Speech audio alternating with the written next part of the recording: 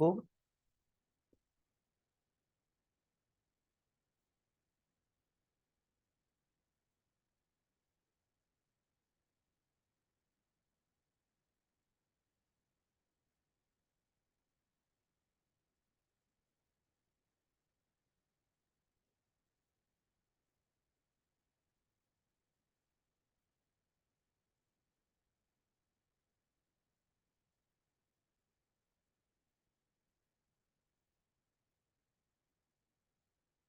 Welcome dear students. So animal physiology topic को हम continue करते हैं और सर्कुलेटरी सिस्टम के बाद अब हम बात करते हैं रेस्पिरेटरी सिस्टम के बारे में। So first let us talk about the type of breathers. So there are two types of breathers, water breathers and air breathers. ऐसे ऑर्गेनिजम्स जो वाटर से ऑक्सीजन रिसीव करते हैं उनको हम वाटर ब्रीदर्स कहेंगे, वे एक्वाटिक इन नेचर होंगे। और ऐसे एनिमल्स जो एयर का ऑक्सीजन बॉडी के अंदर लेते हैं उसे हम एयर ब्रीदर कहेंगे, और मोस्टली ये नॉन एक्वाटिक एनवायरनमेंट में रहेंगे, right. So in case of water as compare to the air, availability of oxygen is less as compare to air. Water के अंदर ऑक्सीजन लेस अमाउंट में अवेलेबल होगा। जितनी आसानी से एयर के थ्रू ऑक्सीजन हमारी बॉडी में जा सकता है उतनी आसानी से एक्वेटिक एनिमल्स में ऑक्सीजन बॉडी के अंदर डिफ्यूज नहीं हो सकता, क्योंकि वाटर की कुछ ऐसी प्रॉपर्टीज है जो डिफ्यूजन को स्लो डाउन करती है। जैसे कि वाटर की डेंसिटी ज्यादा है, वाटर की विस्कोसिटी ज्यादा है। अब इससे क्या होगा कि लिमिटेड अमाउंट में ऑक्सीजन का डिफ्यूजन होगा, और जैसे जैसे टेम्परेचर बढ़ेगा वैसे वैसे ऑक्सीजन की अवेलेबिलिटी डिक्रीज होगी। So basically, when we talk about water, water has higher density, water has higher viscosity. So because of this, diffusion of water, diffusion of oxygen is limited. जैसे जैसे temperature increase होगा वैसे वैसे oxygen की availability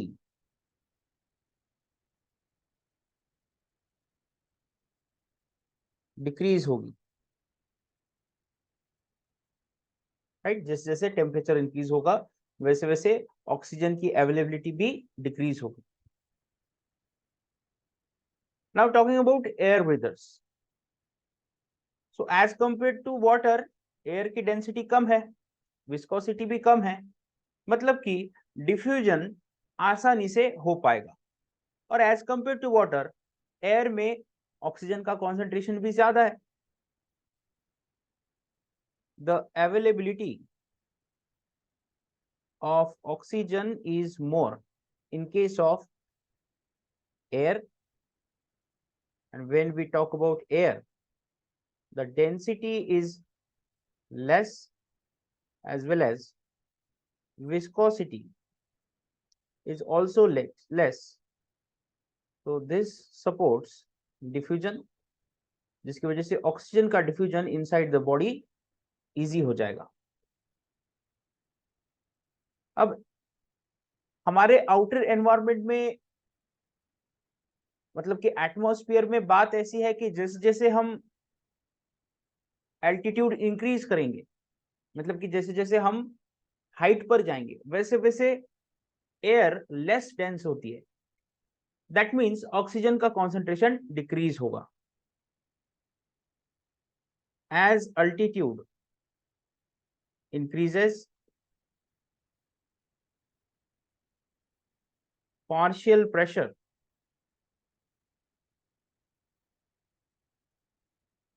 of oxygen decreases,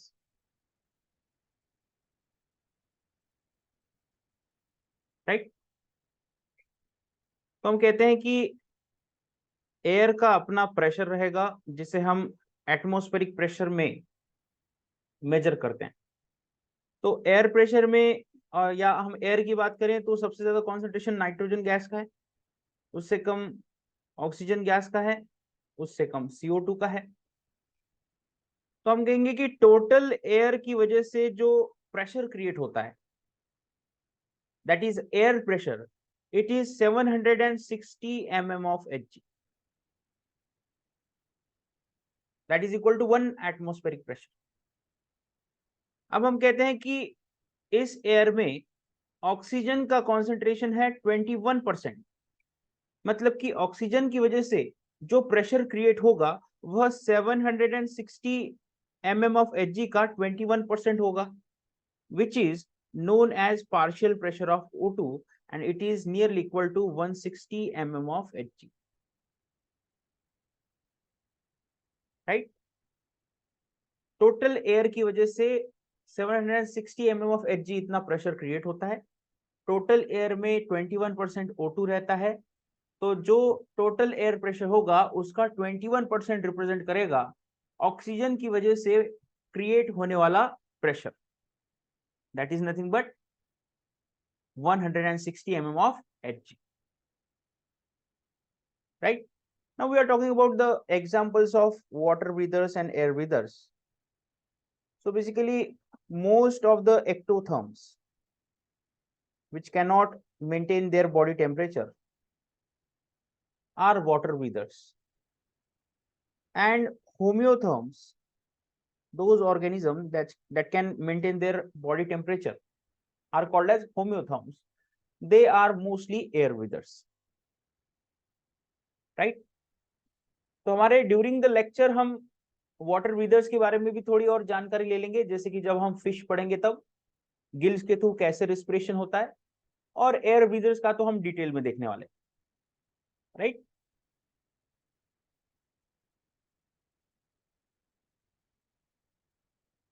थोड़ा सा air ब्रीदर्स के बारे में हम समझ लेते हैं।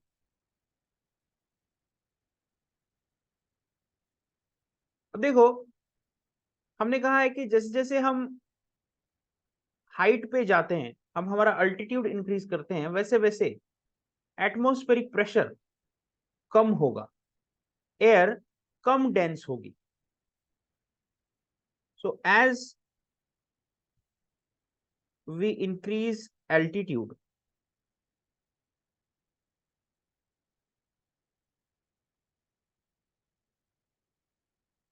partial pressure of O2 decreases. जो माउंटेन क्लाइंबर्स रहते हैं वो पूरे माउंटेन को कुछ हिस्सों में बांट देते हैं, और वो एक साथ में ऐसे कभी भी नहीं जाएंगे, वो यहां से यहां तक जाएंगे, फिर से नीचे आएंगे, फिर से ऊपर जाएंगे। अब इससे क्या होगा कि जो एनवायरमेंट चेंज हो रहा है उसके साथ उनकी बॉडी अडेप्ट करेगी। अब जैसे जैसे वे ऊपर जाएंगे वैसे वैसे ऑक्सीजन की लेवल कम होगी, तो उनको बॉडी को अडेप्ट करने के लिए या अक्लेमेटाइजेशन परफॉर्म करने के लिए समय लगता है। फिर यहाँ पर वे कुछ दिन हॉल्ट करेंगे, फिर यहाँ से वो वे ऊपर जाएंगे, फिर से नीचे आएंगे, फिर से ऊपर जाएंगे। ऐसा करते करते इंस्टॉलमेंट्स में वो पूरा माउंटेन क्लाइंब करते हैं, ठीक है? एक साथ में अगर क्लाइंब कर दिया तो ऐसे चेंजेस को हमारी बॉडी सहन नहीं कर पाएगी, right? So as we increase altitude, the partial pressure of O2 decreases. If we go 6 kilometer above from ground, अगर हम ग्राउंड से 6 किलोमीटर अबव जाए तो partial pressure of O2 160 mm of Hg बन जाएगा, that will be equal to 160 mm of Hg। और इतने less partial pressure के ऊपर ऑक्सीजन का ट्रांसपोर्ट और ज्यादा डिफिकल्ट हो जाएगा। Here transport of gas becomes more and more difficult तो सांस लेने में तकलीफ होगी।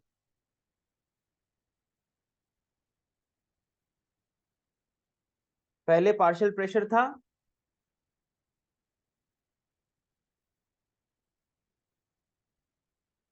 ठीक है, पहले पार्शियल प्रेशर था नॉर्मल लेवल पर 160 mm ऑफ Hg, लेकिन जैसे जैसे हम ग्राउंड के ऊपर जाएंगे 160 mm ऑफ Hg से भी नीचे आएगा। ठीक है, ये साइन रिप्रेजेंट करता है कि 160 mm ऑफ Hg से भी नीचे आएगा। तो 160 mm ऑफ Hg से भी नीचे आने के बाद, सॉरी, पहले पार्शियल प्रेशर था, राइट, 160 mm ऑफ Hg। ठीक है, तो 160 mm ऑफ Hg से भी कम पार्शियल प्रेशर होने की वजह से जो रेस्पिरेशन की प्रोसेस है वो और डिफिकल्ट हो जाएगी। अब हम सी लेवल की बात करते हैं। ठीक है, on sea level, on sea level atmospheric partial pressure of O2 is 160 mm of Hg। 160 mm of Hg रहा तो सांस लेने में कोई दिक्कत नहीं होगी, लेकिन उससे अगर कम होता जाए पार्शियल प्रेशर तो डेफिनेटली अब वहां पर सांस लेने में दिक्कत आएगी। So on the sea level partial pressure of O2 is 160 mm of Hg। अब ये बात हो गई एटमॉस्फेयर में, मतलब कि हमारे सराउंडिंग में। एटमॉस्फेयर से अब लंग्स के अंदर जाएगा ऑक्सीजन, लंग्स के अंदर ऑक्सीजन का पार्शियल प्रेशर हो जाता है 105 mm ऑफ Hg। फिर लंग्स से सेल्स की तरफ जाएगा ऑक्सीजन, और सेल्स के पास जाते जाते पार्शियल प्रेशर हो जाता है 40 mm ऑफ Hg। तो आप देख सकते हैं कि यहां पर from high concentration to low concentration या high pressure to low pressure एक ग्रेडियंट बन रहा है, और ऐसा ही होना चाहिए। हमारी बॉडी में ऑक्सीजन कम रहना चाहिए, सराउंडिंग एनवायरनमेंट में ज्यादा रहना चाहिए, जिसकी वजह से हाई टू लो डिफ्यूजन हो ऑक्सीजन का। और इसके एग्जैक्टली CO2 का रहता है। अगर हम atmospheric partial pressure of CO2 के बारे में बात करें तो it is 40 mm of Hg।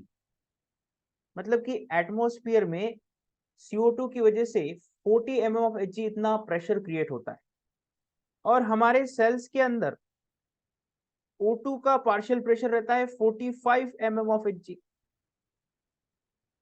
तो हमारी बॉडी में CO2 का कॉन्सेंट्रेशन ज्यादा है और एनवायरमेंट में CO2 का कॉन्सेंट्रेशन कम है। तो यहां पर एक हाई टू लो ग्रेडियंट बनता है प्रेशर का, जिसकी वजह से अब जो प्रेशर रहेगा, और वी कैन से जो CO2 रहेगा वो लंग्स के थ्रू, राइट, लंग्स के थ्रू एटमॉस्फेयर में रिलीज कर दिया जाएगा। ठीक है, तो ये दो सिनारियो आपने अच्छे से समझ लेना है कि O2 एटमॉस्फेयर में ज्यादा है, बॉडी में कम है, इसलिए O2 अंदर की तरफ आएगा। CO2 बॉडी में ज्यादा है, एटमॉस्फेयर में कम है, इसलिए CO2 बाहर की तरफ भेजा जाएगा,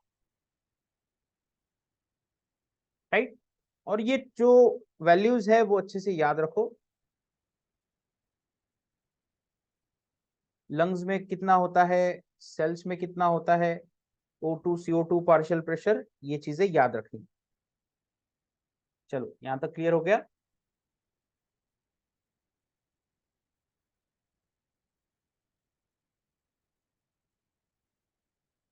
then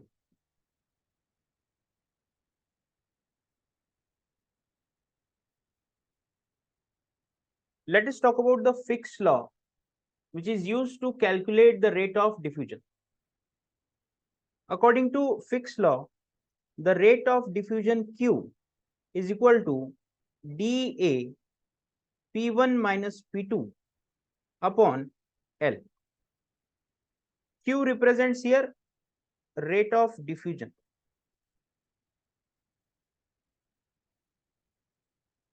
D represents diffusion coefficient.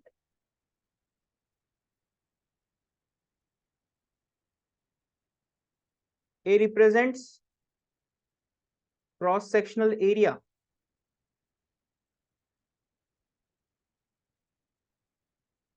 P1 minus P2 represents difference between partial pressure.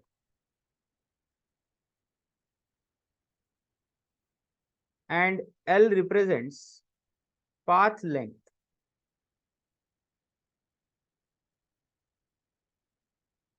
L represents path length. So ये फॉर्मूला हो सके तो याद रखना, क्योंकि इसके ऊपर गेट एग्जाम में क्वेश्चन आ सकता है। ठीक है, रेट ऑफ डिफ्यूजन के ऊपर गेट एग्जाम में क्वेश्चन आ सकता है।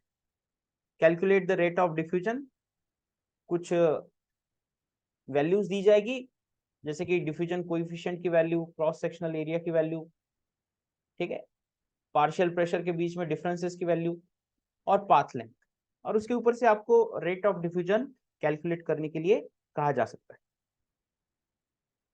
सीएसआर नेट में ऐसे क्वेश्चन नहीं आएंगे।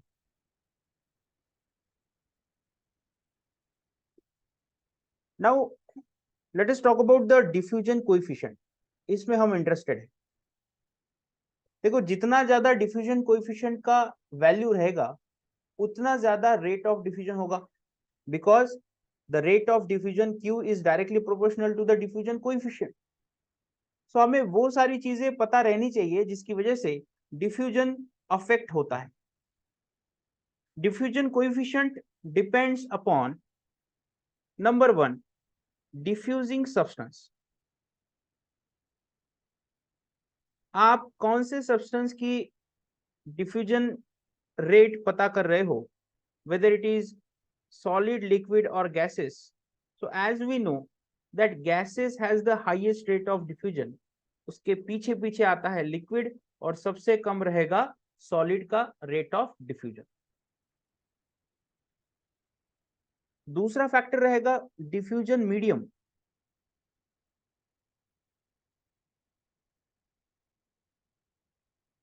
Diffusion medium whether it is water और एयर, आप डिफ्यूजन किस मीडियम में पढ़ रहे हो, आप वाटर में डिफ्यूजन पढ़ रहे हो या एयर में डिफ्यूजन पढ़ रहे हो।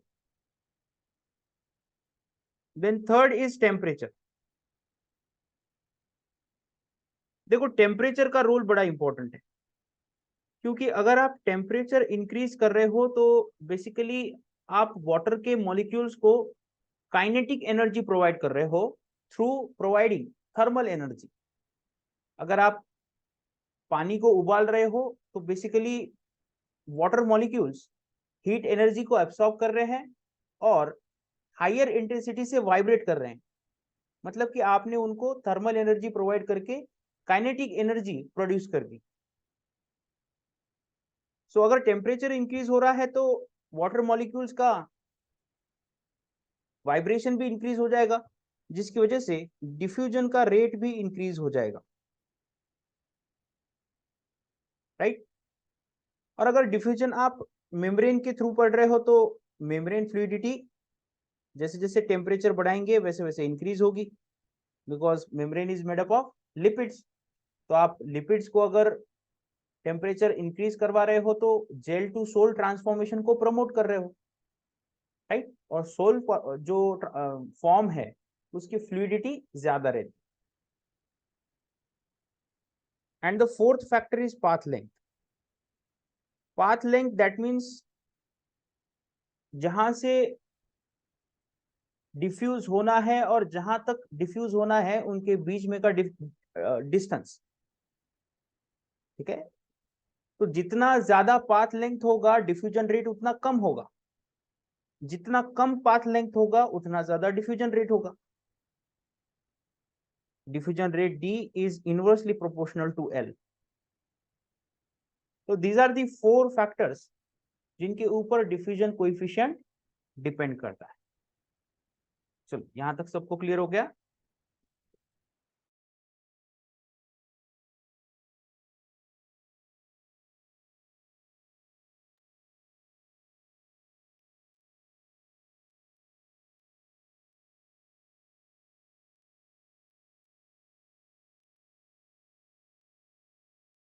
Then let us talk about the respiration in fish. Various respiratory organs के बारे में अब हम समझेंगे, जिसमें पहला रेस्पिरेटरी ऑर्गन होगा गिल, इसलिए हमने हेडिंग दे दिया है respiration in case of fish. So as we know that respiration in case of fish occurs through the gills, and there are two types of gills, external gills and internal gills. पहले हम बात करते हैं external gills के बारे में.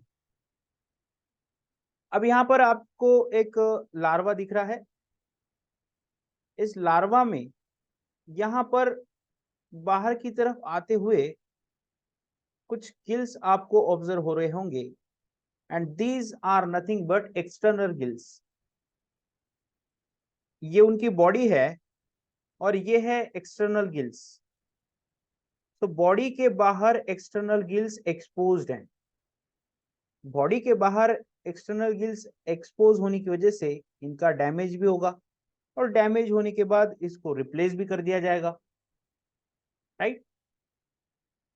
सो जब larval forms की हम बात करेंगे तो उनमें एक्सटर्नल गिल्स प्रेजेंट रहते हैं. For example bony fish,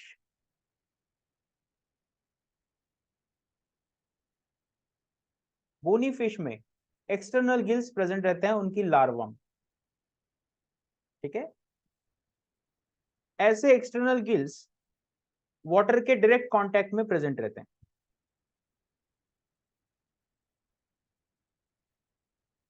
they are present in direct contact of water, so there is high chances of damage. और डैमेज हो भी गया तो फिर बाद में उसे नए गिल्स से रिप्लेस कर दिया जाता है. ये बात हो गई एक्सटर्नल गिल्स की. अब बात है इंटरनल गिल्स के बारे में. तो हमारे सामने एक फिश है. इस फिश का ये एरिया, ये वाला एरिया रिप्रेजेंट करता है गिल्स को, ठीक है. So basically these are internal gills. तो एक इंटरनल गिल को हमने बाहर निकाला. इस इंटरनल गिल के दो हिस्से हमको देखने को मिल रहे हैं. एक है गिल रैकर, जो गिल्स को सपोर्ट करेगा और अरेंज करने में मदद करेगा. दूसरा है गिल आर्च, जिसके ऊपर गिल फिलामेंट प्रेजेंट है. तो ऐसी बहुत सारी गिल फिलामेंट्स हमको देखने को मिल रही होगी. This is nothing but a Gill filament. और एक सिंगल गिल फिलामेंट को हमने, और वी कैन से एक सिंगल गिल को हमने, गिल का जो फंक्शनल यूनिट है उसको हमने बाहर निकाला. तो आप देख सकते हैं कि ये गिल रैकर है, ये गिल आर्च होगी जिसके ऊपर गिल सिचुएटेड रहते हैं, गिल फिलामेंट सिचुएटेड रहते हैं. ये रहेगी गिल फिलामेंट, और उसके अंदर प्रेजेंट रहता है लैमेलास, ठीक है. तो एक जनरल डायग्राम निकाल लेना है फिश की, उसमें गिल्स दिखाना है, और ये दो डायग्राम कंपलसरी दिखानी है, right. Then so we are saying that in case of bony fishes as well as cartilaginous fishes,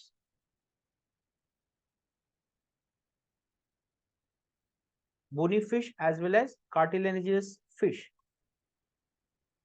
they both have internal gills. अब यहां पर आप मेंशन कर दो कि बोनी फिश के लार्वा में आपको एक्सटर्नल गिल्स देखने को मिलेंगे, और जो अडल्ट रहेगा उसमें इंटरनल गिल्स प्रेजेंट रहेंगे. बोनी फिश और कार्टिलेजिनस फिश का डिफरेंस थोड़ा याद रखना. बोनी फिश का माउथ फ्रंट साइड में रहता है, जैसे कि आप यहां पर देख सकते हो कि इसका जो माउथ है वो फ्रंट साइड में, और अगर माउथ यहां पर है वेंट्रल साइड में, तो basically that represents a cartilaginous fish. For example shark. Shark का जो माउथ रहेगा वह वेंट्रल साइड में रहेगा, और नॉर्मल हमारे सराउंडिंग में जो फिश हमको दिख रही है, इनके माउथ फ्रंट साइड में रहते हैं, ठीक है। तो बोनी फिश के माउथ फ्रंट साइड में रहेंगे, कार्टिलेजिनस फिश का माउथ वेंट्रल साइड में रहेगा, फॉर एग्जांपल शार्क। अब इन दोनों में भी इंटरनल गिल्स प्रेजेंट रहते हैं। इंटरनल गिल्स में एक रेस्पिरेशन का इफिशिएंट सिस्टम प्रेजेंट रहता है, जिसे हम कहते हैं counter current mechanism.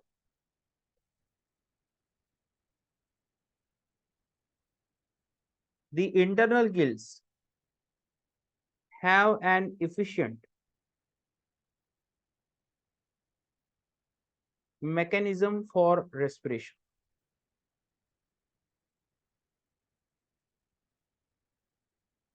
And that mechanism is nothing but counter current mechanism.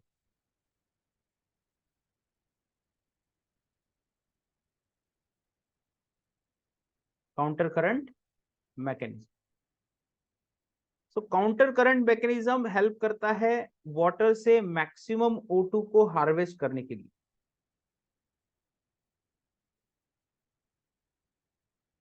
This counter current mechanism is responsible for maximum O2 harvesting. Okay? देखो, हमने कहा है कि ऐसी फिश रहती है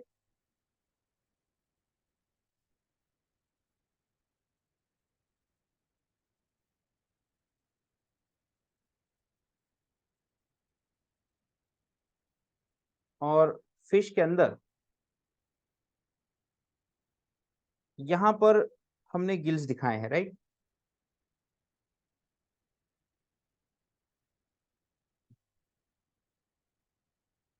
सो बेसिकली वाटर एंटर करता है through mouth,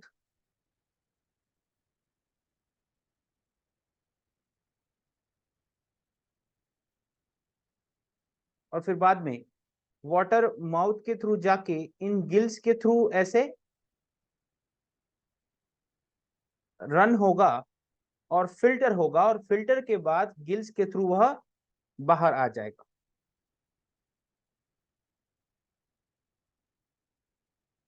water is filtered and ejected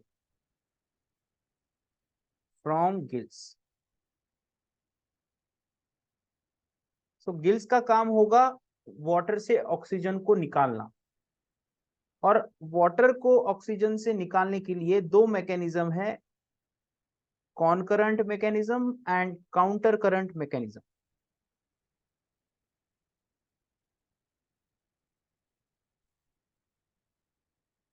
अब बहुत ही सिंपल मैकेनिज्म है। कॉनकरेंट मैकेनिज्म में वाटर का फ्लो और ब्लड का फ्लो दोनों भी एक डायरेक्शन में होगा। मैं ब्लू से रिप्रेजेंट करता हूं वाटर का फ्लो, और रेड से रिप्रेजेंट करता हूं ब्लड का फ्लो। तो दोनों भी फ्लो एक डायरेक्शन में होंगे। लेकिन काउंटर करंट मैकेनिज्म में अगर वाटर इस डायरेक्शन में फ्लो हो रहा है तो ब्लड इस डायरेक्शन में फ्लो होगा, राइट। तो हम कह रहे हैं कि ऑक्सीजन का डिफ्यूजन होगा वाटर से ब्लड में, लेकिन ज्यादा एफिशिएंटली कौन से मैकेनिज्म में होगा? Counter current mechanism, right. So let us talk about the counter current mechanism. Internal organs, that is internal gills, perform counter current mechanism in which the arrangement of water flowing past the gills is in opposite direction to the blood. अगर blood left to right जा रहा है तो water right to left जाना चाहिए। यहां पर हमने कॉनकरेंट फ्लो और काउंटर करंट फ्लो दोनों को दिखाया है। आप देख सकते हैं कि कॉनकरेंट फ्लो में वाटर का फ्लो और ब्लड का फ्लो एक ही डायरेक्शन में, जिसकी वजह से दोनों के बीच में जो ऑक्सीजन का एक्सचेंज होगा वह लोअर लेवल पर होगा। लेकिन काउंटर करंट फ्लो में वाटर का फ्लो लेफ्ट डायरेक्शन में है, ब्लड का फ्लो राइट डायरेक्शन में है, जिसकी वजह से मैक्सिमम ऑक्सीजन वाटर से ब्लड में एंटर करेगा। राइट। तो यहां पर हम लैमेला को रिप्रेजेंट करते हैं। ये वही लैमेला है जिसको हमने यहां पर दिखाया था। राइट, दिस लैमेला, इस लैमेला को हम यहां पर रिप्रेजेंट कर रहे हैं। आप देख सकते हैं ये सिंगल जो स्ट्रक्चर है इसे हम लैमेला कहेंगे। And that lamella is provided with a network of capillaries. Right. So the lamella has two types of capillaries, or we can say blood vessels. एक है डीऑक्सीजनेटेड ब्लड वाली वेसल,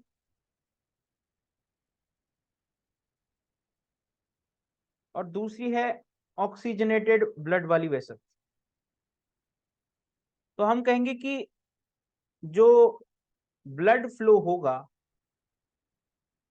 वह basically deoxygenate deoxygenated blood से oxygenated blood की तरफ होगा।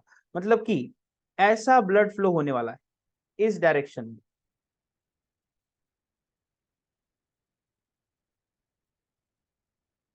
Right, इस direction में ब्लड फ्लो होने वाला है। तो अगर ब्लड फ्लो इस डायरेक्शन में हो रहा है तो वाटर फ्लो का डायरेक्शन देख लो आप, ये डायरेक्शन रहेगा।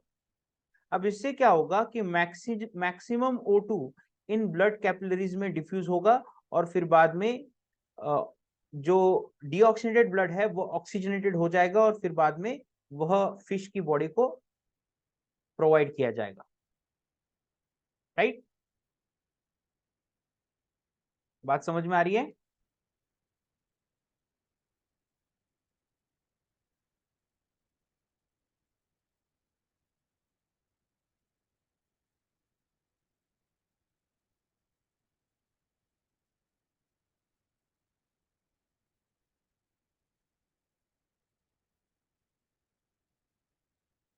ओके,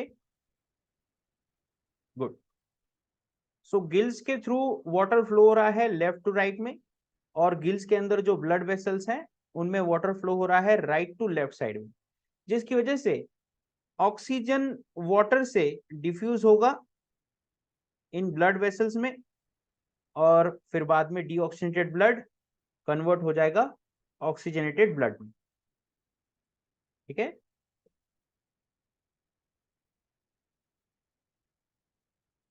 इसको आप ऐसा दिखाओ।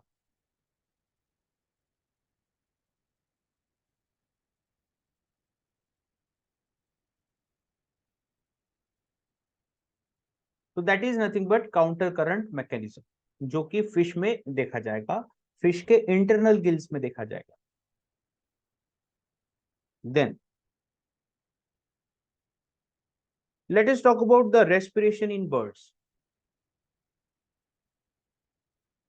सिंस बर्ड्स को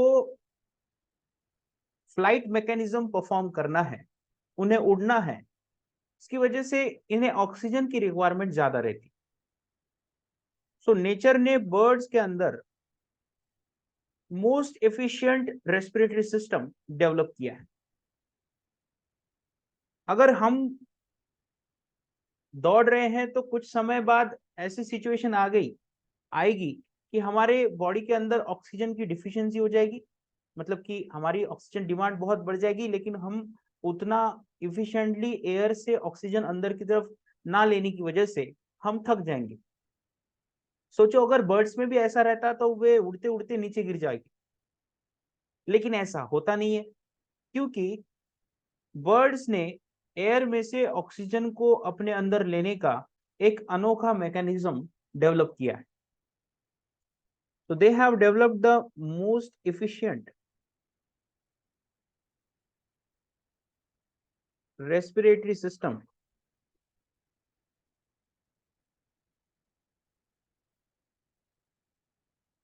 अमॉन्ग वर्टिब्रेट्स।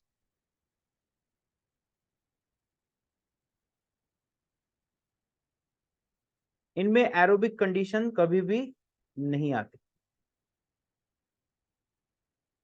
निग्लिजिबल है।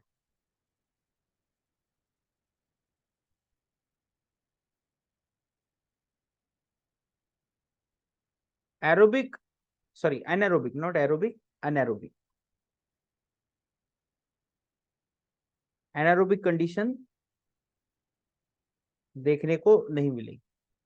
अब एनारोबिक कंडीशन आती कब है? जब लैक्टिक एसिड का फॉर्मेशन होता है, राइट।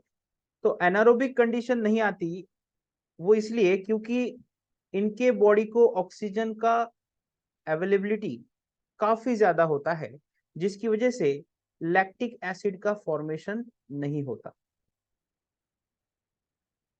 सोचो, इनके जो फ्लाइट सेल्स हैं या इनके जो मसल्स हैं वो कंटिन्यूअसली काम कर सकते हैं, फटीगनेस नहीं आएगा, क्योंकि फटीगनेस तब क्रिएट होता है जब लैक्टिक एसिड का डिपोजिशन होता है। तो अगर लैक्टिक एसिड ही नहीं आएगा, डिपॉजिट नहीं होगा, तो ऑब्वियसली मसल्स भी थकेंगे नहीं, राइट।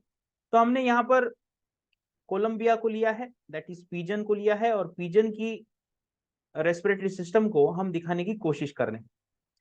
अब इस डायग्राम को आपने निकालना नहीं है, सिर्फ चीजों को समझ लेना है, ठीक है। हम स्टार्ट करते हैं ट्रकिया से। Okay, trachea.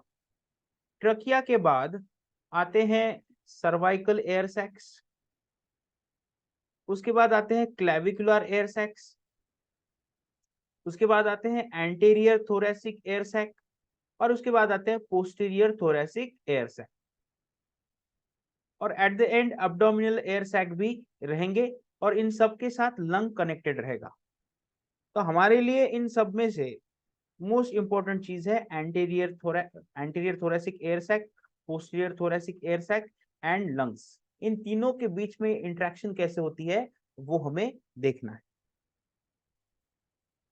अब एक चीज याद रखना कि बर्ड्स के केस में जब इनहलेशन होता है, दैट मीन्स ऑक्सीजन को अंदर लिया जाएगा, तब लंग्स कॉन्ट्रैक्ट होते हैं। लंग्स क्या होते हैं? कॉन्ट्रैक्ट होते हैं। और जब एक्सेलेशन किया जाएगा,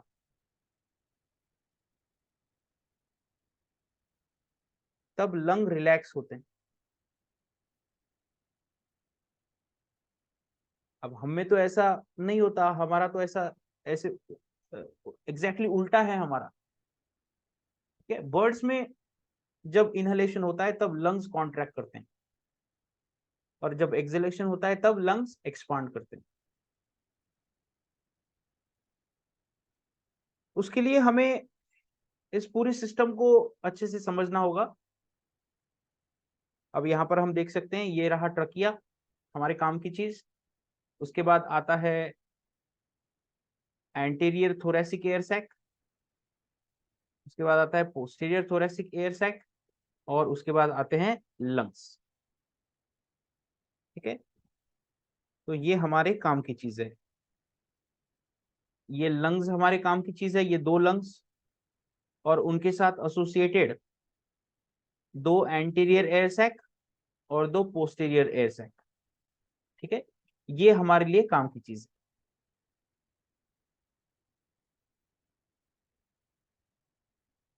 देखो, एंटीरियर एयर सैक के साथ कनेक्टेड है लंग्स, और लंग्स के साथ कनेक्टेड है पोस्टीरियर एयर सैक। मतलब कि लंग्स बीच में, आप देख सकते हो यहाँ पर लंग्स जो है वे बीच में है, और लंग्स के साथ एसोसिएटेड है anterior air sac as well as posterior air sac. मतलब कि यहां से यहां एयर आ सकती है, यहाँ पे जा सकती है, यहां से यहां आ सकती है, मतलब कि ऐसे ट्रांसफर हो सकता है। अब वो एग्जैक्टली ट्रांसफर कैसे होता है वो हम अभी देखेंगे। ठीक है, तो जब इनहलेशन होता है तो एयर को अंदर लिया जाएगा, जब एयर को अंदर लिया जाएगा तो एयर जाती है पोस्टीरियर एयर सैक में, जिसकी वजह से पोस्टीरियर एयर सैक एक्सपांड हो जाएगा। एयर सैक मतलब कि ऐसे कैविटीज जहां पर एयर को स्टोर किया जाएगा, टेम्पररी स्टोरेज। तो जैसे ही इनहलेशन हुआ, जो एयर है वह पोस्टीरियर सैक की तरफ चली गई। अब पोस्टीरियर सैक में हवा भरी जा रही है और लंग्स जो हैं वे कॉन्ट्रैक्ट करेंगे, जिसकी वजह से लंग्स के अंदर जो एयर प्रेजेंट रहेगी वह अब एंटीरियर सैक में चली जाएगी। ठीक है, तो एक समय पर पोस्टीरियर एयर सैक एक्सपांड हुआ और उसी समय लंग्स कॉन्ट्रैक्ट हुए। तो यहां पर जो एयर है वह स्टोर की जा रही है टेम्पररी टाइम के लिए, और लंग्स के अंदर की एयर अब कहां पर डाली गई? एंटीरियर एयर सैक में। तो इसीलिए हमने कहा कि इनहेलेशन के वक्त लंग्स कॉन्ट्रैक्ट होते हैं। अब एक्सहेलेशन के वक्त देखो क्या होता है।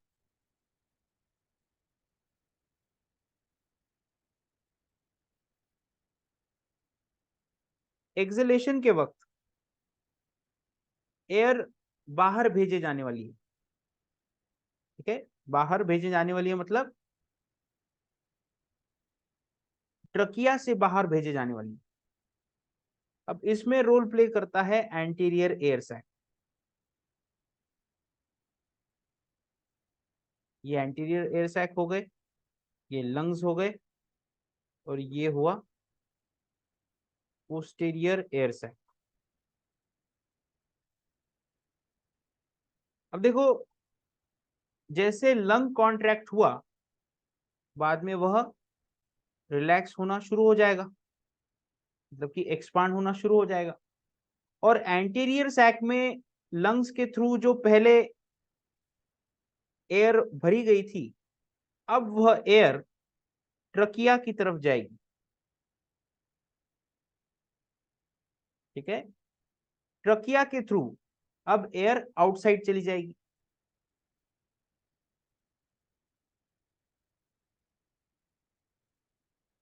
मतलब कि मैकेनिज्म को समझो, इस मैकेनिज्म को अच्छे से समझो। पहले अगर एयर आई तो कहां पर गई? पोस्टीरियर एयर सैक में, और पोस्टीरियर एयर सैक में एयर अब जमा हो रही है, और लंग्स के अंदर की जो एयर है वो गई एंटीरियर साइड में। ठीक है, फिर बाद में एक्सहेलेशन करना है तो अब एंटीरियर एयर सैक कॉन्ट्रैक्ट होगा, जिसकी वजह से अब एंटीरियर एयर सैक की जो एयर है वह ट्रकिया के थ्रू बाहर की तरफ चली जाएगी। इसका मतलब ये है कि ऑक्सीजन रिच एयर स्टोर की जाएगी पोस्टीरियर एयर सैक में, फिर बाद में पोस्टीरियर एयर सैक से वह एयर लंग्स की तरफ भेजी जाएगी। यहां पर lungs contract, posterior air sac contract होगा और एयर जाएगी लंग्स की तरफ। अब ये एयर ऑक्सीजन रिच है, तो लंग्स उसमें से ऑक्सीजन निकाल लेगा और वह एक्सपांड हो रहा है। ऑक्सीजन आने की वजह से, एयर आने की वजह से लंग्स एक्सपांड हो रहा है, लंग्स उसमें से ऑक्सीजन निकाल लेगा। तो इस एरिया में ऐसी एक्टिविटी चल रही है, तो इस एरिया में एंटीरियर एयर सैक कॉन्ट्रैक्ट हो रहा है, जिसकी वजह से ऑक्सीजन लेस वाली एयर अब ट्रकिया के थ्रू एनवायरमेंट में जा रही है। मतलब कि यहां पर ऑक्सीजनेटेड एयर, या we can say air which is rich in oxygen, उसको एक तरफ भेजा जा रहा है, और उस एयर का जिसमें से ऑक्सीजन निकाल लिया गया है, जिसका अभी काम नहीं है, उसको दूसरे पाथवे के थ्रू बाहर निकाला जा रहा है। बात समझ में आ रही है? मतलब कि एक यूनिडायरेक्शनल फ्लो आपको दिख रहा होगा, ऐसा फ्लो आपको दिख रहा होगा, यहां से यहां, यहां से फिर से ऐसे, राइट?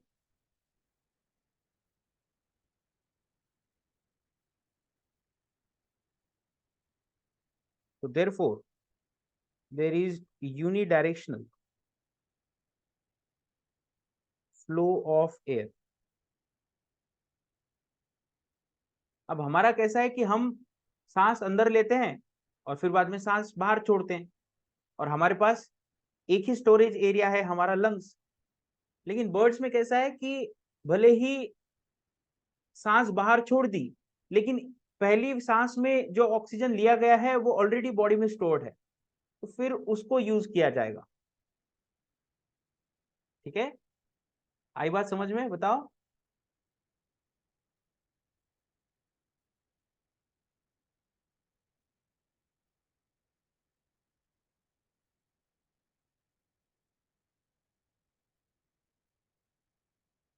ओके,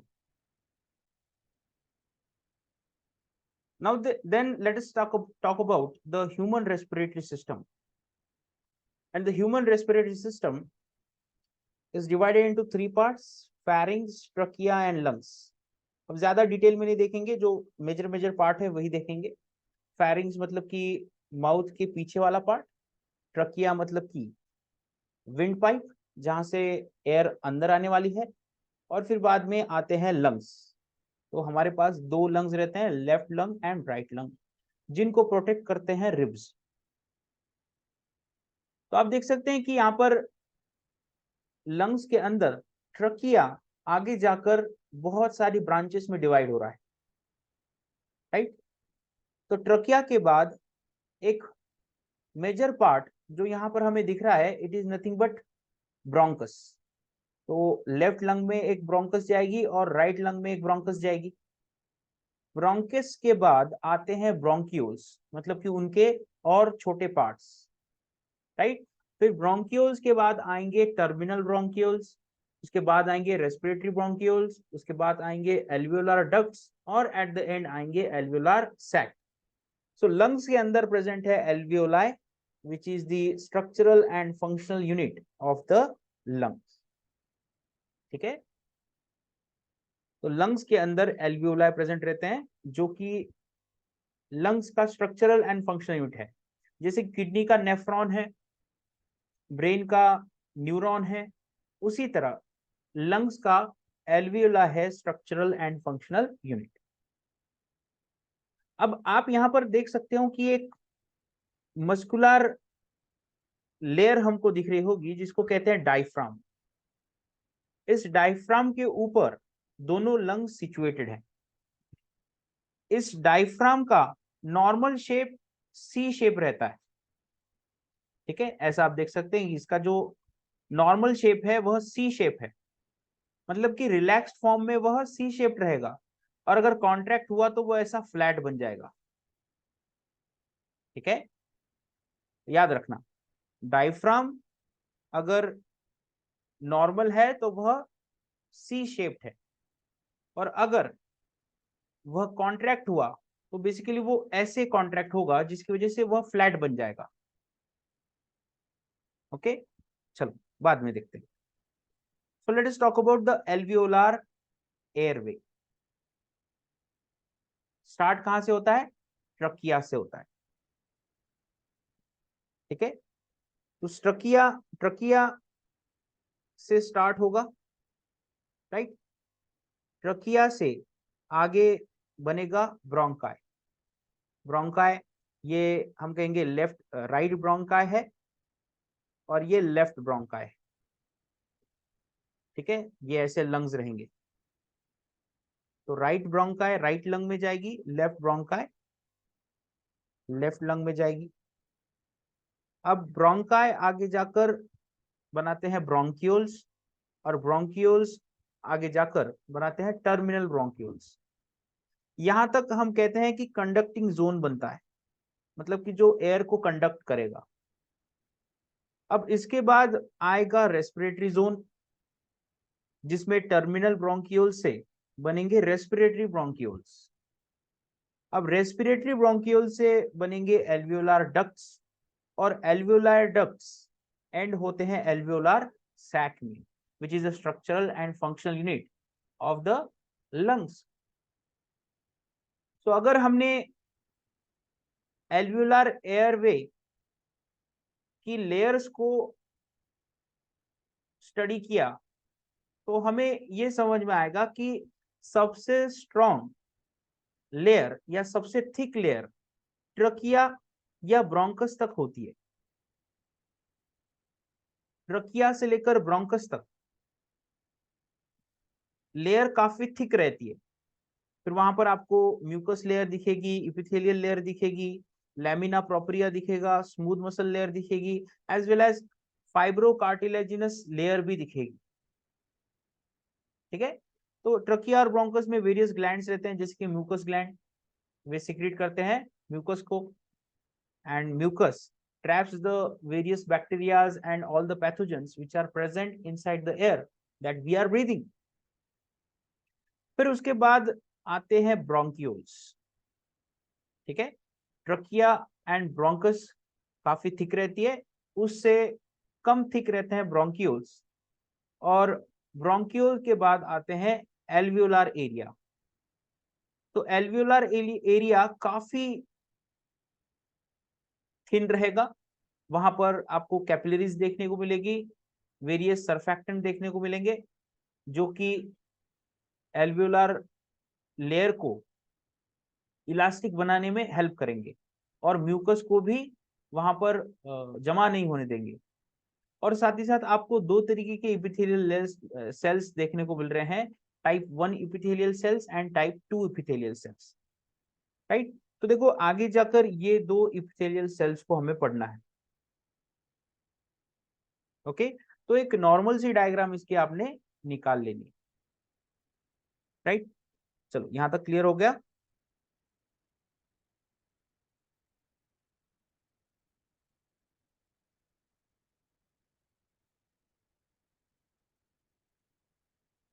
देन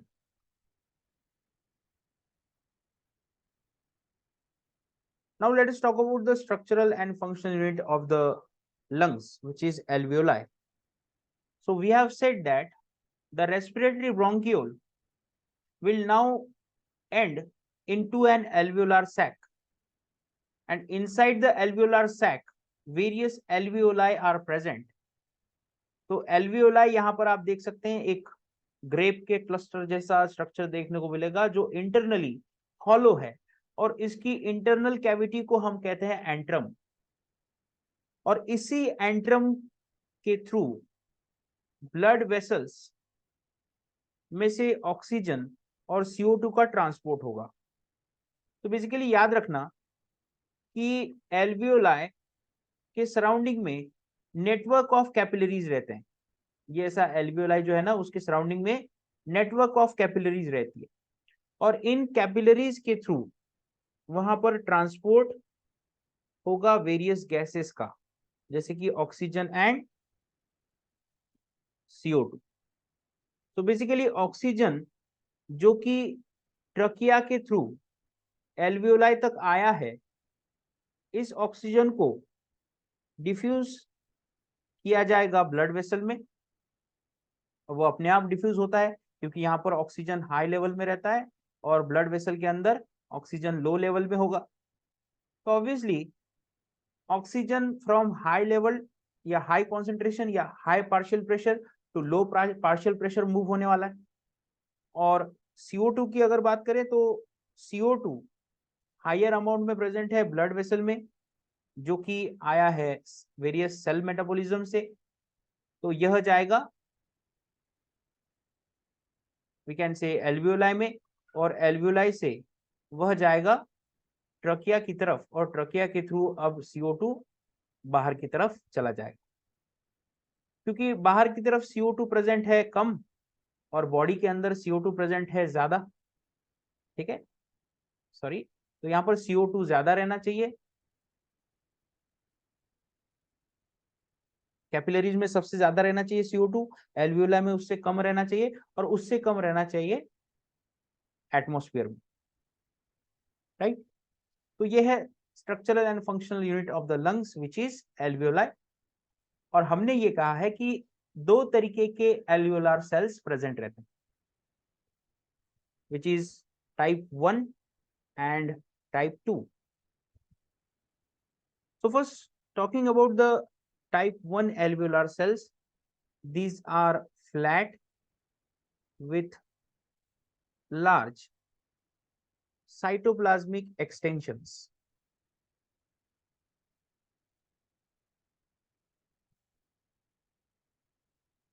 सपोज ये एक एल्वुलर सेल है, ठीक है, तो ऐसे कुछ साइटोप्लाज्मिक एक्सटेंशंस आपको देखने को मिलेंगे इस एल्वुलर सेल में। और टोटल में से 95% टाइप 1 एल्वुलर सेल्स प्रेजेंट रहेंगे और इनका मेन फंक्शन है gaseous exchange.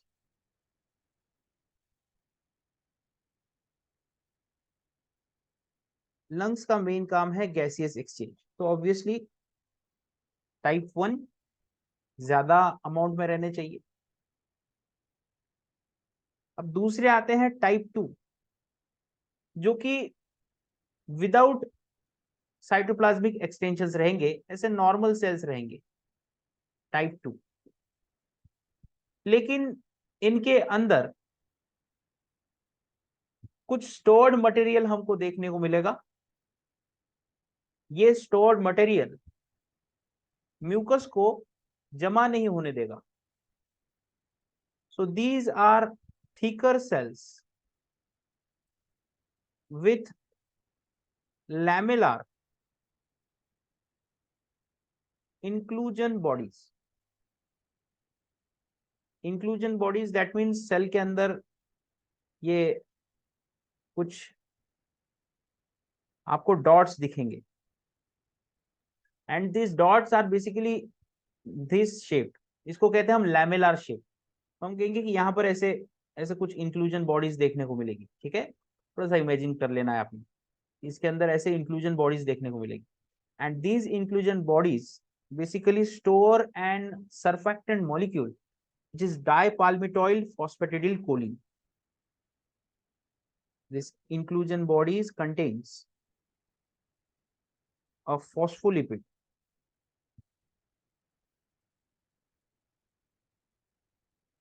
that acts as surfactant.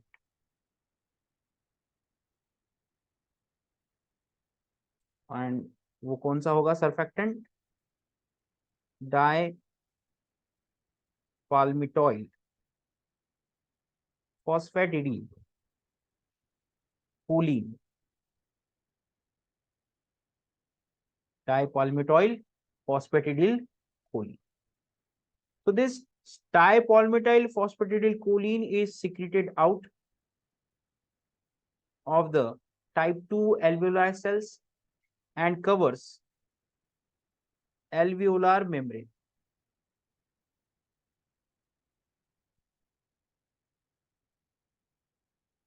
तो बेसिकली सर्फेक्टेंट का फंक्शन क्या है?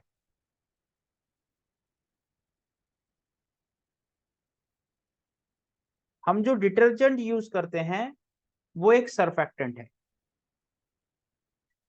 शर्ट के ऊपर जहां पर ऑयल ड्रॉपलेट्स गिरे हैं हम वहां पर डिटर्जेंट को डालते हैं, तो डिटर्जेंट क्या करता है, उन ऑयल ड्रॉपलेट्स को सेपरेट कर देता है, मतलब कि उनके टुकड़े टुकड़े कर देता है और शर्ट के धागे के बीच में उनके साथ जो इंटरेक्शन है उसको तोड़ देता है, जिसकी वजह से ऑयल ड्रॉपलेट्स अब निकल जाएंगे।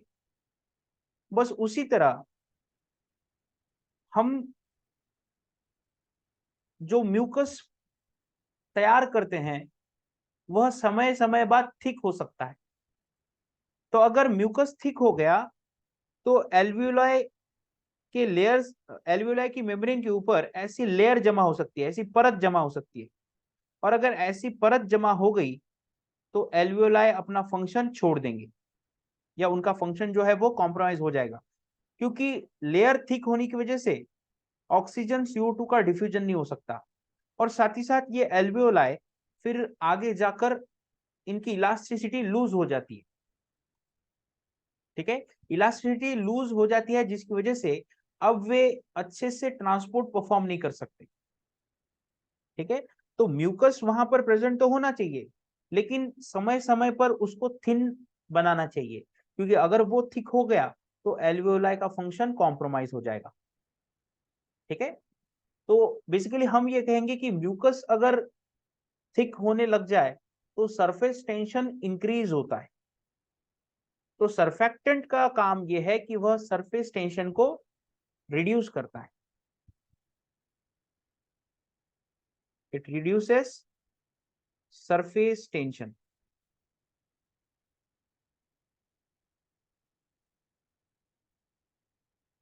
ठीक है,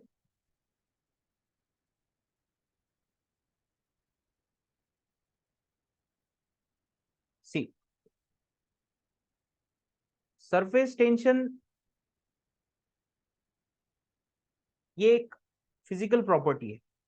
मतलब कि हमने फिजिक्स में पढ़ा होगा ये सरफेस टेंशन, जब हम लिक्विड वाला पार्ट फिजिक्स में पढ़ रहे होंगे। ठीक है, देखो सरफेस टेंशन जो है वह सरफेक्टेंट मॉलिक्यूल के ऑपोजिट में काम करता है। मतलब कि I want to say that surface tension is inversely proportional to surfactant concentration per unit area. अगर सरफेक्टेंट ज्यादा है तो सरफेस टेंशन कम होगा, अगर सरफेक्टेंट कम हो गया तो सरफेस टेंशन इंक्रीज होगा। जब एल्वियोलाई के अंदर एयर जमा होती है तो एल्वियोलाई एनलार्ज होता है। तो एनलार्ज होने की वजह से अब सरफेस टेंशन इंक्रीज होगा। अगर सरफेस टेंशन इंक्रीज हो गया तो गैसेस का एक्सचेंज नहीं होगा, तो वहां पर अब सरफेक्टेंट काम करता है और सरफेस टेंशन को रिड्यूस कर देता है। जब एल्वियोलाई नेचुरली एक दूसरे के पास में आते हैं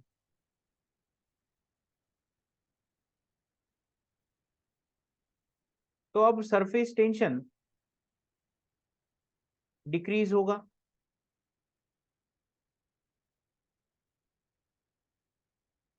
ये हो गई नेचुरल कंडीशन। जब म्यूकस ज्यादा सिक्रीट होता है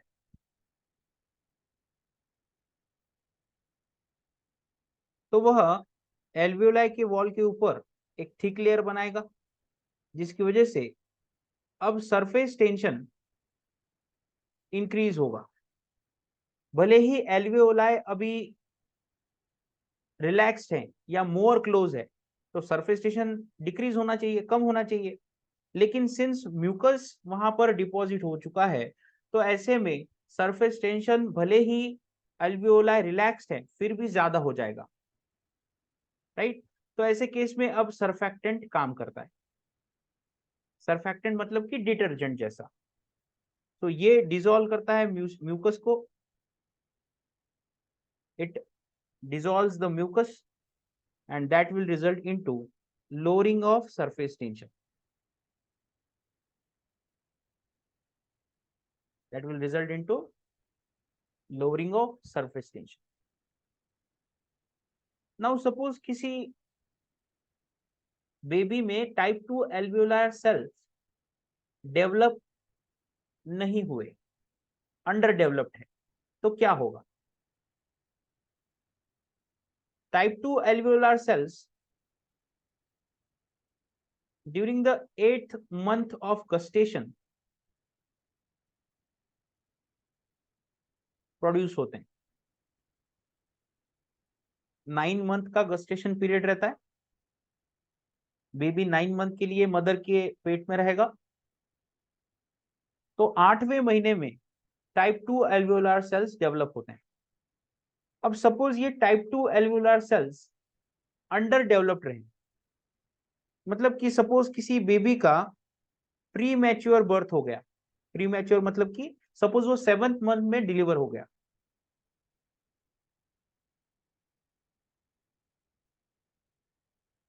तो there is premature birth in of a mother of a baby. So हम कहेंगे कि type 2 alveolar cell under developed होंगे।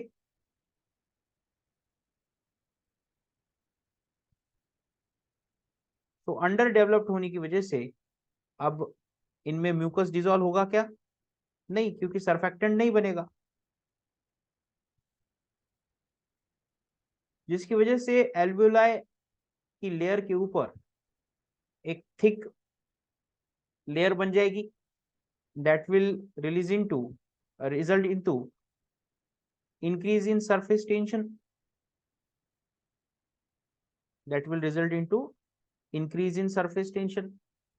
तो हम कहेंगे कि वहां पर ब्रीदिंग प्रॉब्लम्स देखने को मिल सकती है, राइट। ब्रीदिंग प्रॉब्लम्स मतलब कि सांस लेने में तकलीफ हो सकती है, तो इसे हम नियोनेटल रेस्पिरेटरी डिस्ट्रेस सिंड्रोम कहेंगे।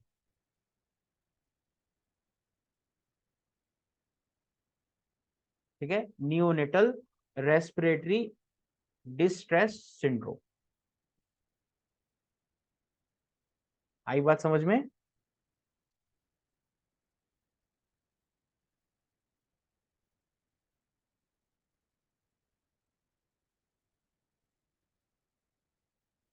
ओके,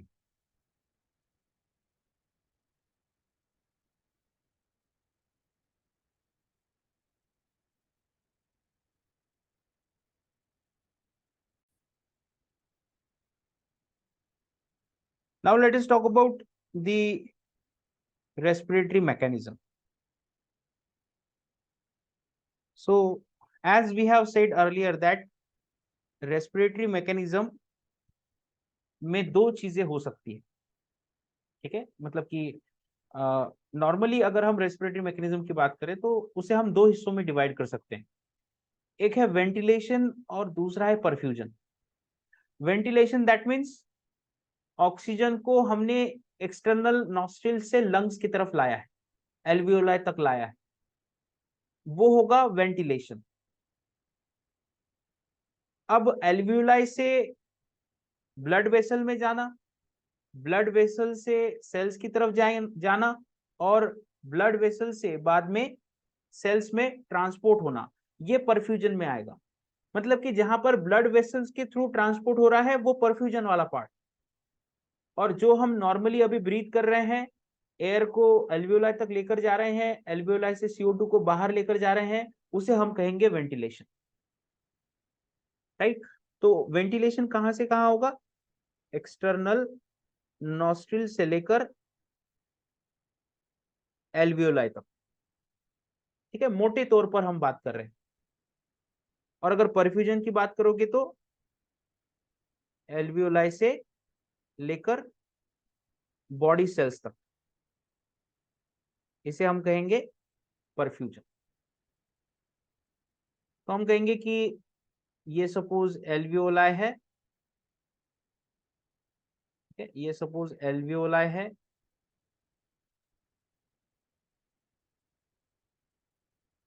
तो एल्वियोलाई में अभी एयर एंटर हो रही है, that is because of ventilation, right.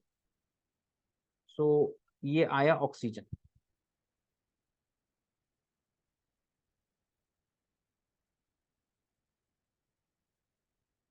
और हमने कहा कि एल्वियोलाई के सराउंडिंग में ब्लड वेसल्स प्रेजेंट रहती है।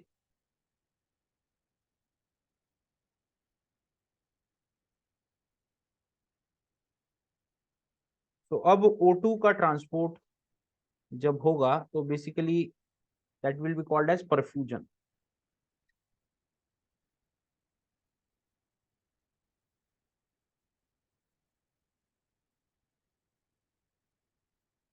ठीक है, तो O2 का अंदर आना, CO2 का बाहर जाना, right from blood vessels, that will be called as perfusion. तो एल्वियोलाई तक इतना पार्ट जो आएगा वो वेंटिलेशन होगा, राइट।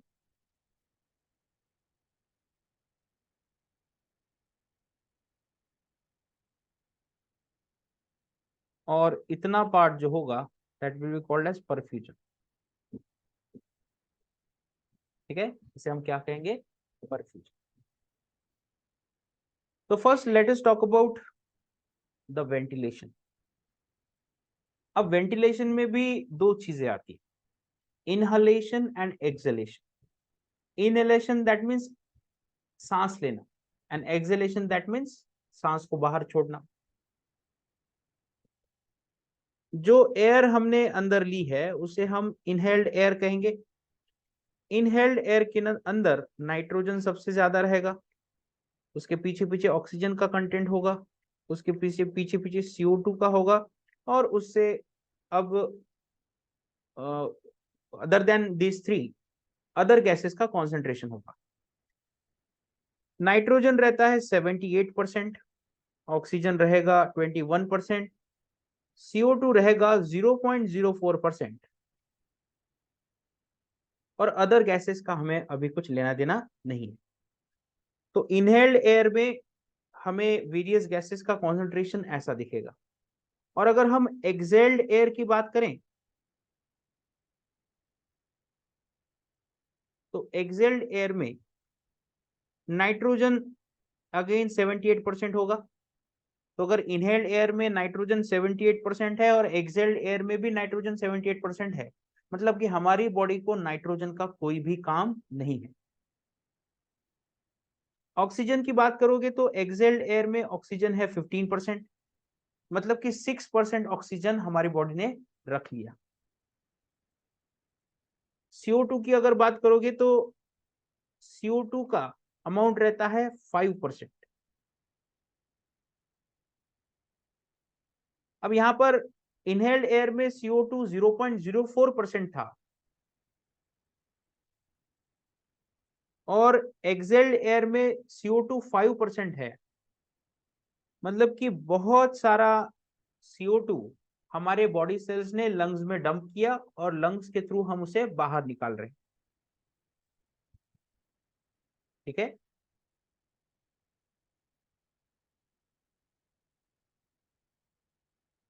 देन अब सवाल है कि इनहेलेशन और एक्सहेलेशन कैसे होता है। तो in the process of ventilation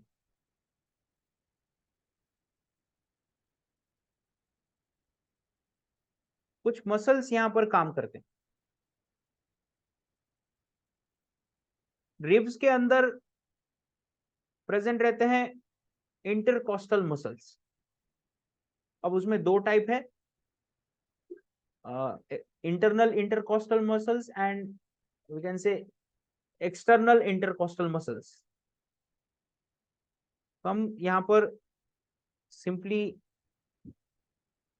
show करेंगे कि वेंटिलेशन प्रोसेस में इंटरकॉस्टल मसल्स काम करते हैं, अलोंग विथ डायफ्राम काम करेगा। Diaphragm is the muscular layer which is present beneath the lungs। ठीक है, इंटरनल इंटरकॉस्टल मसल्स रहते हैं, डायफ्राम रहेगा, एज वेल एज हम कहेंगे एब्डोमिनल मसल्स भी काम करते हैं।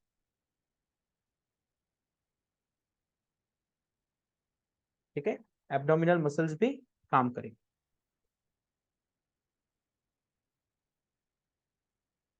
ठीक है,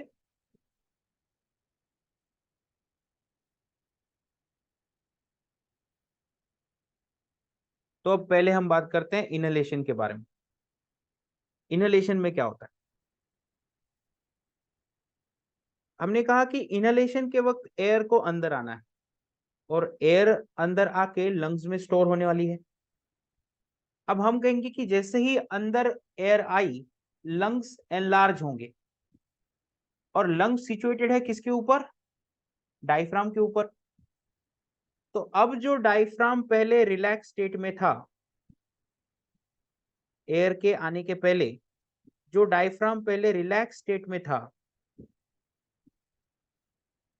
वह अब कॉन्ट्रैक्ट होगा, जिसकी वजह से वह कुछ इस तरीके से फ्लैट बन जाएगा।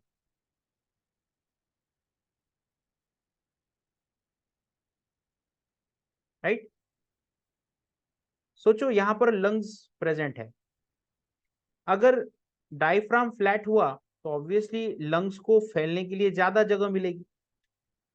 और अगर फिर से डायफ्राम रिलैक्स हो गया तो लंग्स कॉन्ट्रैक्ट किए जाएंगे, जिसकी वजह से हवा बाहर फेंकी जाएगी। ठीक है, तो अभी हम इनहेलेशन की बात कर रहे हैं, इसका जो की पॉइंट है वो हमको समझ में आ गया कि डायफ्राम कॉन्ट्रैक्ट होने वाला है, जिसकी वजह से अब एयर अंदर आएगी, क्योंकि लंग्स को फैलने के लिए जगह मिल गई है। So the diaphragm contracts and becomes flat.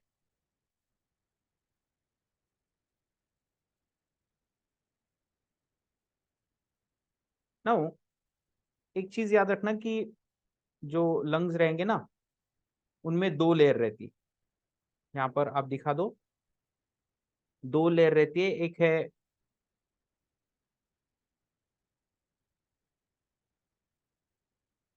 Pleura externa and pleura interna.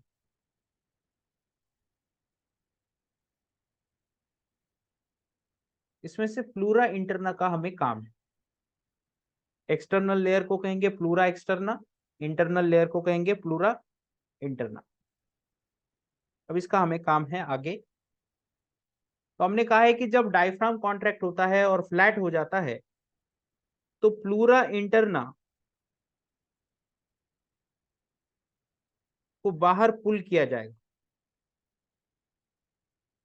अब इससे क्या होगा कि लंग्स को फैलने के लिए जगह मिलेगी, डायफ्राम के कॉन्ट्रैक्ट होने से और प्लूरा इंटरना के आउटसाइड में पुल होने की वजह से लंग्स को फैलने के लिए जगह मिलेगी।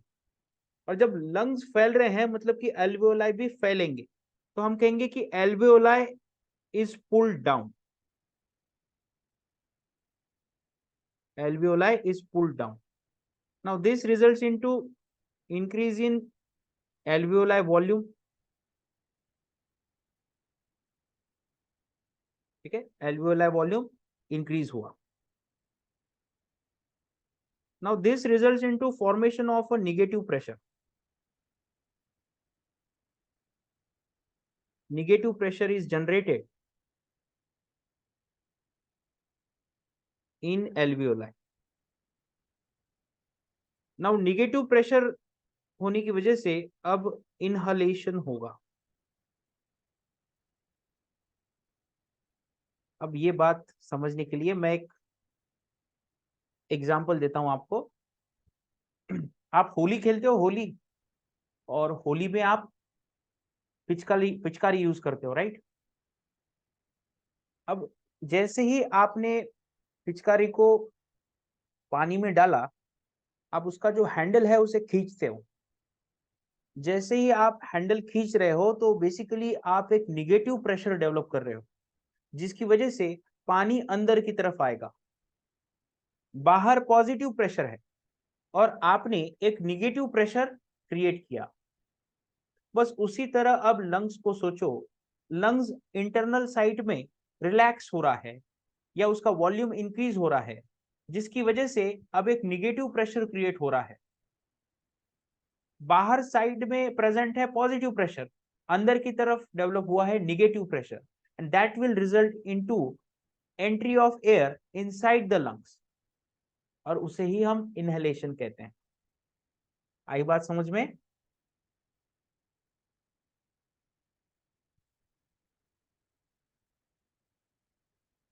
तो हम कह सकते हैं कि इनहेलेशन ये एक पैसिव प्रोसेस है।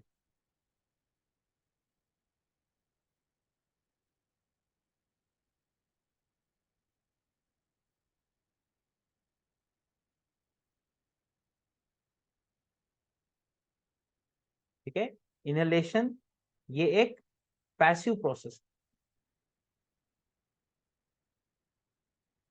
अब बात करेंगे एक्सहेलेशन के बारे में। अब हमने कहा कि डायफ्राम जो फ्लैट था वह अभी रिलैक्स होगा, मतलब कि वह सी शेप होगा। अब जैसे ही डायफ्राम रिलैक्स हुआ, नीचे से एक धक्का लग गया लंग्स को, तो लंग्स कॉन्ट्रैक्ट हो गए, और लंग्स कॉन्ट्रैक्ट होने की वजह से अब एयर जो है वो बाहर निकल जाएगी, right. So now the diaphragm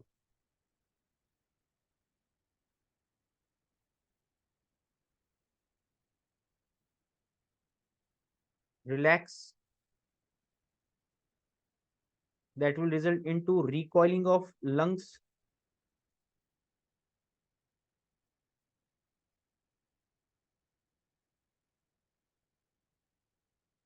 because of which alveoli volume decreases.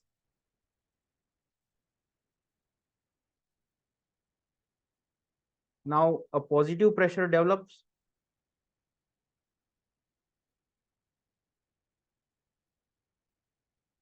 in alveoli,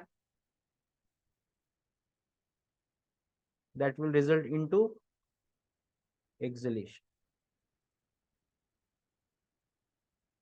right? Now talking about the breathing cycle, इसी पॉइंट में हम ब्रीदिंग साइकिल का पॉइंट देख लेंगे। जैसे कार्डियक साइकिल रहती है वैसे ही ब्रीदिंग साइकिल रहती है। So we breathe 12 times a minute.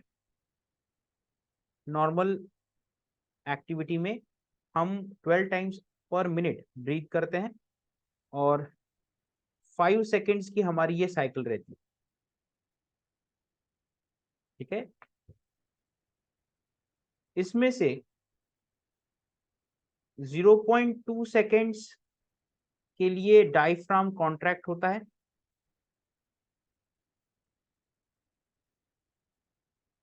जिसकी वजह से हम कहेंगे कि 2 सेकेंड्स का इनहेलेशन हम परफॉर्म करेंगे। 0.3 सेकेंड्स के लिए डायफ्राम रिलैक्स होता है,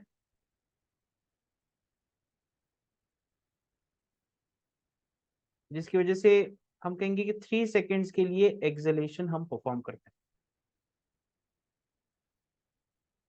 सो 5 सेकेंड्स की ये जो ब्रीदिंग साइकिल है वह 2 सेकेंड्स इनहेलेशन में डिवाइड की जाती है और 3 सेकेंड्स एक्सहेलेशन में डिवाइड की जाती है,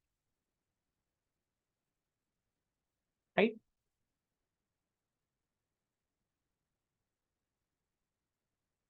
then let us talk about the deep breathing. अब डीप ब्रीदिंग में दो चीजें आएगी। जब हम नॉर्मली इनहेल करते हैं, ठीक है, इमेजिन करो कि आपने एक नॉर्मली इनहेल किया और ज्यादा इनहेल कर दिया, उसको हम कहेंगे एक्स्ट्रा इनहेलेशन। अब आप हवा को बाहर छोड़ रहे हो, एक्सेल कर रहे हो और साथ में आपने प्रेशरफुली और ज्यादा एक्सेल कर दिया, वो हो जाएगा एक्स्ट्रा एक्सेलेशन। तो डीप ब्रीदिंग में आएगा एक्स्ट्रा इनहेलेशन और एक्स्ट्रा एक्सेलेशन। एक्स्ट्रा इनहेलेशन में डायफ्राम कॉन्ट्रैक्ट होता है,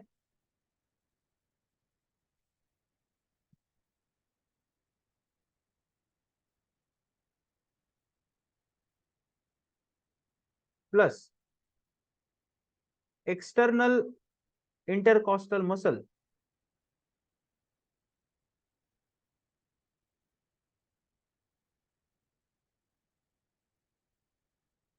आउटसाइड मूव करेंगे, मतलब कि रिब्स से थोड़ा बाहर निकलने की कोशिश करेंगे, ठीक है। अब देखो, अगर इंटरकोस्टल मसल रिब्स से बाहर निकल रहे हैं तो वो बेसिकली लंग्स के लिए जगह तैयार कर रहे हैं। डायफ्राम कॉन्ट्रैक्ट हो रहा है तो लंग्स के लिए जगह तैयार हो रही है फैलने के लिए। As well as external intercostal muscles अगर बाहर की तरफ मूव हो रहे हैं तो उनकी वजह से भी लंग्स को फैलने के लिए जगह मिल रही है। ये बात हो गई एक्स्ट्रा एक्सलेशन इनहेलेशन की। अब बात करते हैं एक्स्ट्रा एक्सलेशन की।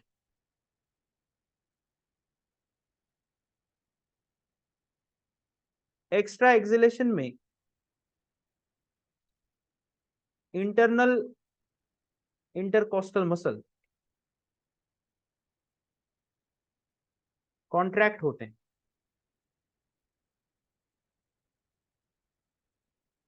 As well as abdominal muscles contract होते हैं,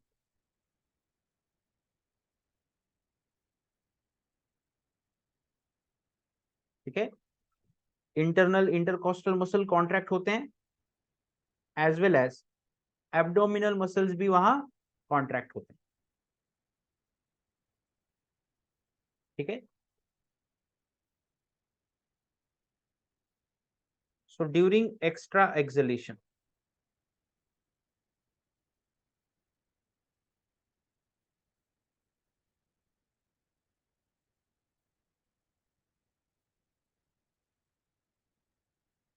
एक्स्ट्रा एक्स्ट्रा एक्सलेशन के वक्त देखो क्या होता है। हमने कहा कि external intercostal muscle, sorry,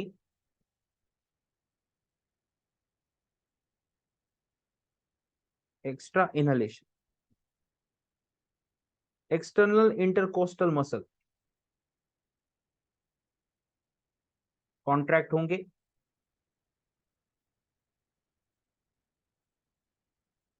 this will result into pulling of lungs towards the shoulder.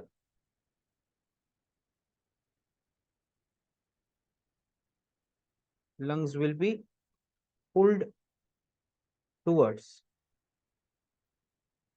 shoulder. अब अगर लंग्स को शोल्डर की तरफ पुल किया गया तो हम कहेंगे कि एक एक्स्ट्रा एरिया बन चुका है। ठीक है, एक एक्स्ट्रा एरिया बन चुका है। दैट मीन्स लंग्स को फैलने के लिए उतनी जगह मिलेगी।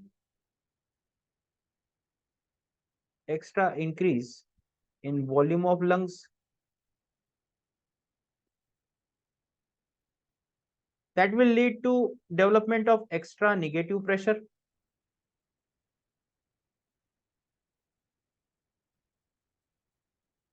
and this will lead to extra inhalation. ठीक है,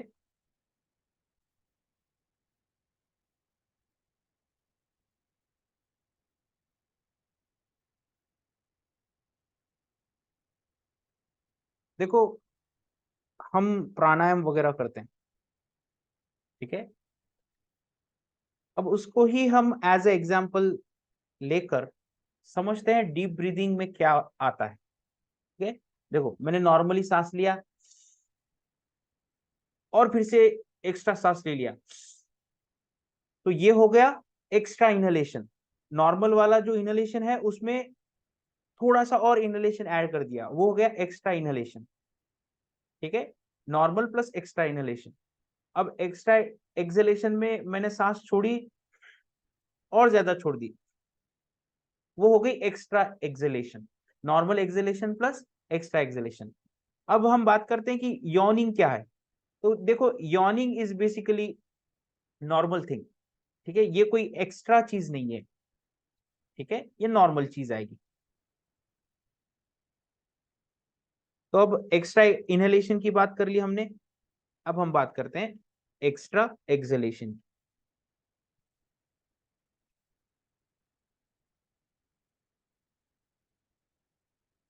तो during extra exhalation, during extra exhalation the external intercostal muscles, sorry, internal intercostal muscles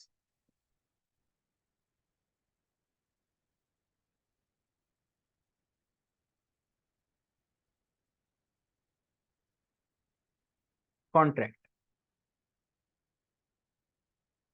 जब एक्स्ट्रा एक्सहेलेशन परफॉर्म करना है तब इंटरनल इंटरकोस्टल मसल्स कॉन्ट्रैक्ट होते हैं, जिसकी वजह से लंग वॉल्यूम में एक्स्ट्रा डिक्रीज आएगा।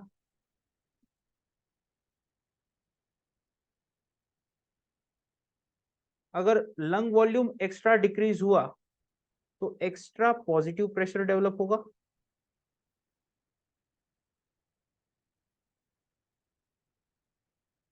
एक्स्ट्रा पॉजिटिव प्रेशर डेवलप हुआ तो एक्स्ट्रा एक्सहेलेशन होगा।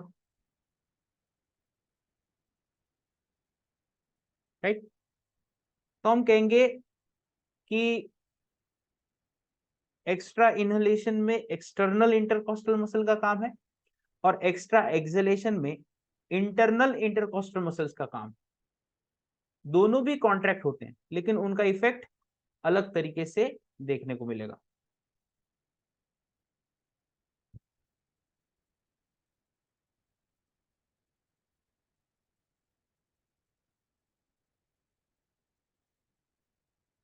राइट।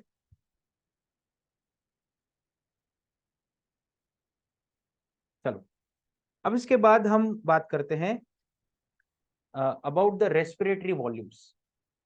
ठीक है।